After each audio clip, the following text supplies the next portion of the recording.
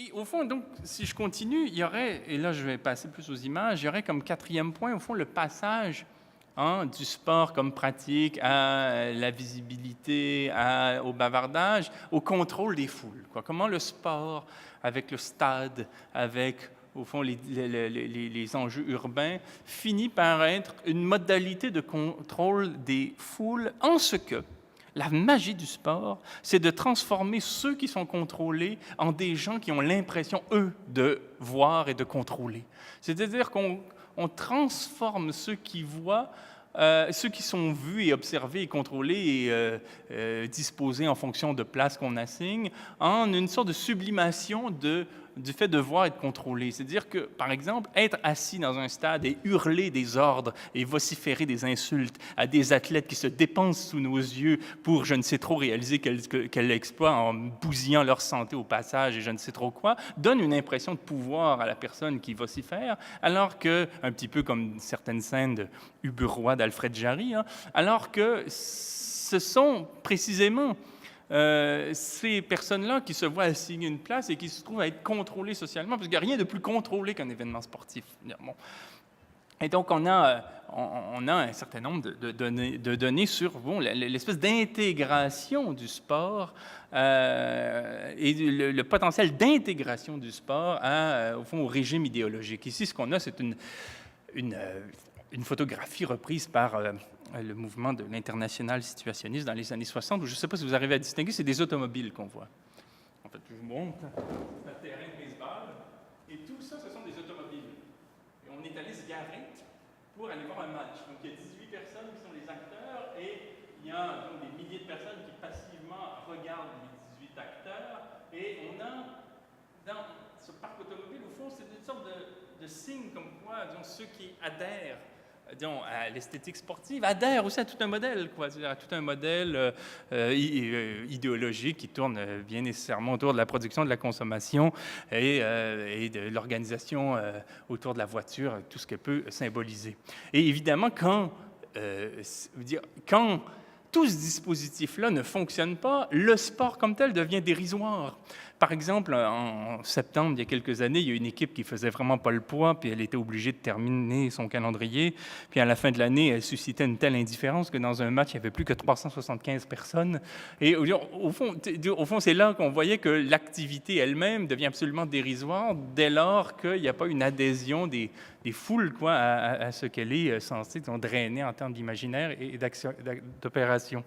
Et ça renvoie bien vite, bien sûr, et là je suis obligé d'aller vite, à toutes les préoccupations de Michel Foucault autour du panopticum de Bentham, à savoir que le contrôle des masses est fait beaucoup à partir de la modernité puis des techniques de surveillance par le fait de rendre visibles les corps et évidemment le dispositif carcéral est celui qui emblématise le mieux la chose. Donc, on a cette image très célèbre là, qui est reproduite dans Surveiller et punir de Foucault, où on voit le dispositif de Bentham qui montre comment, du point de vue d'une tour, on peut contrôler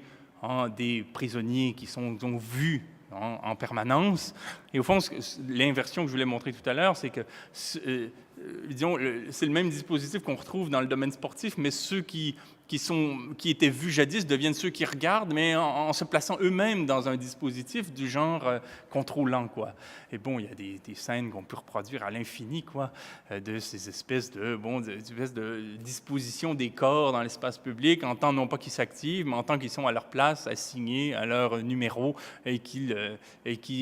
agissent de manière tout à fait stéréotypée. Et le spectacle sportif lui-même ne permet pas, au fond, de considérer le public autrement que dans ses réactions stéréotypées. Il y a quelques années, en Europe, il y a eu une bagarre dans un stade tellement féroce qu'il y a eu des morts. Et même si dans le stade, il y avait des dizaines de caméras qui étaient en place pour filmer le match, personne n'a eu la souplesse de s'adapter autrement pour filmer ce qui se passait parce qu'on ne prévoyait pas que quelque chose se passerait de cet ordre-là. Et au fond, on est tellement dans un cadre stéréotypé où tout est prévisible en termes de scénario que même quand des caméras sont sur place, on n'arrive pas à filmer donc quelque chose qui serait, disons, événementiel.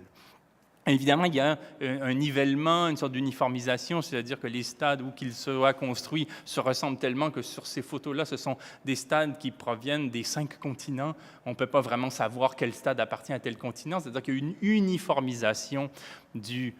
au fond du dispositif dans le monde. Et ce que j'ai voulu montrer, je vais vraiment finir là-dessus, j'ai voulu finir sur cette note, étant donné que j'ai la chance d'intervenir dans une galerie d'art, c'est de montrer comment dans l'histoire récente, des artistes,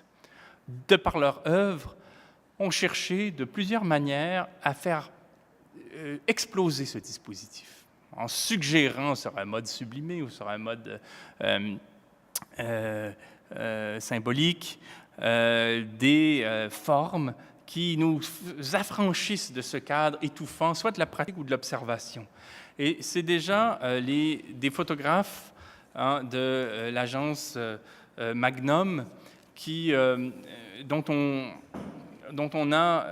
rassemblé les œuvres dans un recueil et qui permettent de montrer qu'au fond,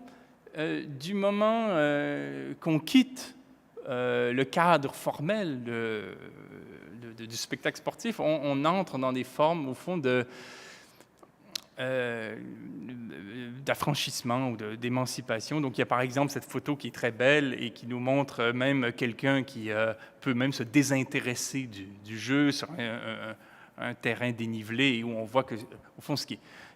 est en cause, c'est la pure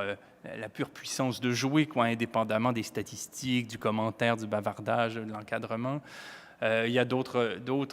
photos dans des contextes où, au fond, on ne néglige pas de montrer le contexte dans lequel se passe le jeu, quoi, et on n'en fait pas abstraction. Et je n'ai pas le temps de toutes les commenter, mais ce qui m'intéresse, c'est de montrer comment, au fur et à mesure qu'on les passe, ce qui nous surprend, c'est la différence des contextes et pas l'homogénéité, alors qu'un match de football joué au Japon ou joué au Brésil ou joué à Montréal se ressemble singulièrement, autrement plus que ces images. Par exemple, ici, c'est une maison qui accueille des orphelins victimes des mines antipersonnelles, quoi. Et on se permet quand même de jouer au foot, ce qui est une sorte de pied de nez à son sort. Et ce que j'ai voulu montrer aussi par ces images, c'est comment on a fait éclater le cadre sportif par l'esthétique pour essayer de trouver ce qui peut être en cause quand on se dit que tout d'un coup, on va jouer avec un ballon comme celui-là, quoi. Donc, tout de suite, ça devient amusant. Tout de suite, au fond, on a l'impression que par l'esprit, on peut se réapproprier ce qu'est jouer. Ou jouer au basketball sur un terrain qui est complètement dénivelé, où évidemment, il ne sera plus question d'être strictement dans un rapport unilatéral au résultat. Cette photo-là est très intéressante dans le sens où elle rappelle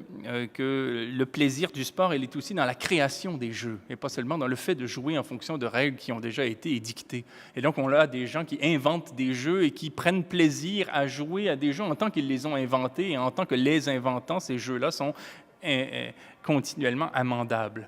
Ou cette espèce de prolifération de ballons où on ne va surtout pas essayer de se l'arracher les uns aux autres puisque, ils sont en masse. Et il y a ce projet théâtral qui est formidable, mais je pense que je n'aurai pas le temps d'en parler, mais je pourrais y revenir peut-être pendant la période de questions, où on joue à plusieurs sports à la fois, et ça a été l'objet d'une pièce de théâtre de la part de Xavier Leroy, qui montre en fait des gens, je vous l'explique en 2 mots, puis je pourrais y revenir dans le détail. Vous voyez sur ces images-là, il y a autant des gens qui portent des t-shirts roses que jaunes, mais il y a aussi des gens qui ont des chapeaux et d'autres qui n'en ont pas, et il y a des gens qui ont des pantalons et des acteurs qui n'en ont pas. Et c'est pas raccord, là, c'est-à-dire que c'est pas accordé. Et au fond, chaque costume correspond à un jeu différent. Et dans cette pièce de théâtre-là, on a joué aux 3 jeux différents en fonction de la distribution des équipes. Et à la fin, on joue simultanément aux 3 jeux pour montrer qu'au fond, on peut à la fois être l'adjuvant et l'opposant des mêmes en fonction du jeu qu'on joue, ce qui est beaucoup plus conforme, au fond, à un ordre complexe tel que le nôtre qu'au traditionnel face-à-face entre 2 équipes, qui est le fait de cette esthétisation du modèle actantiel auquel on nous a habitués dans notre histoire spectaculaire du sport. Merci.